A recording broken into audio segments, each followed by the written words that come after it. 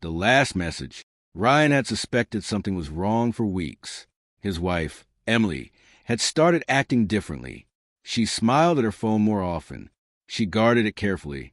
And sometimes she stepped outside to take calls. Ryan tried to ignore the feeling growing inside him, but suspicion is like a shadow.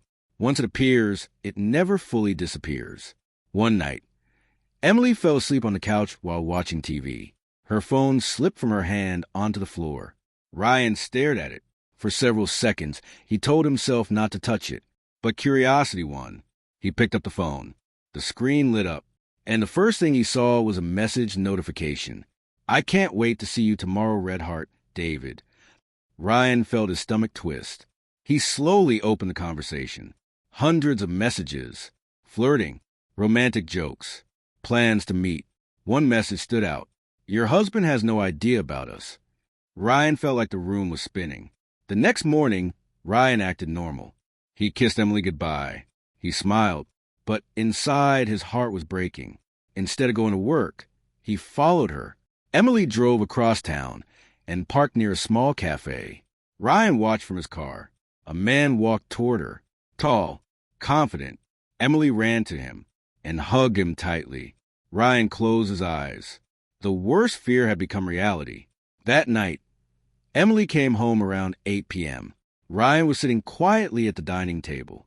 "Hey," she said. "Hey." For a moment, neither of them spoke. Then Ryan asked quietly, "How was your day?" Emily smiled. "Busy." Ryan nodded. Then he said the words that changed everything. "I met David today." Emily froze. The color drained from her face. "You what?" Ryan leaned forward. "I saw you at the cafe." Emily started shaking. "I can explain." Ryan laughed bitterly. "Please do." Emily wiped her eyes. "It's not what you think." Ryan shook his head. "You hug him like someone in love." Emily's voice trembled. "Because he's my brother." Ryan blinked. "What?" "My brother," she repeated. Ryan stared at her. "That's impossible. You told me you were an only child." Emily looked down. "I lied." The room went silent. Ryan frowned. "Why would you lie about having a brother?" Emily hesitated. Then she whispered something unexpected. "Because David isn't just my brother." Ryan felt a chill run down his spine. "What does that mean?" Emily looked at him with tears in her eyes. "He's also a detective." Ryan's heart skipped a beat. "A detective?" Emily nodded slowly. "Yes." Ryan suddenly felt uneasy. "Why would a detective be secretly meeting you?" Emily's voice became very quiet. "Because we were investigating someone." Ryan forced a laugh. "Who?" Emily looked directly into his eyes. "You." Ryan's smile disappeared. "What are you talking about?" Emily took a deep breath.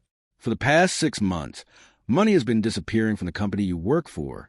Ryan felt his chest tighten. "The police suspected an inside job." She continued, "And they found something strange." Ryan's hand began to shake slightly. "What?" Emily whispered the final truth. "The evidence leads to you." The room felt suffocating. Ryan suddenly realized something terrifying.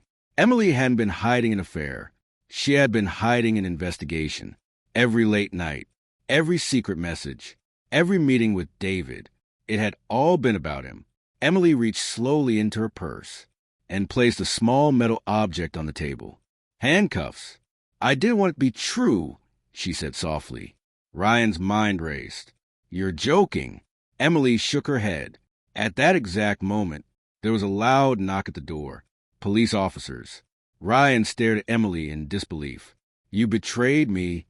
Tears ran down her face. "No," she whispered. "You betrayed everyone." The door opened, and Ryan finally understood something chilling. He had spent weeks believing his wife was cheating. But the shocking truth was far worse. She had been helping the police catch him.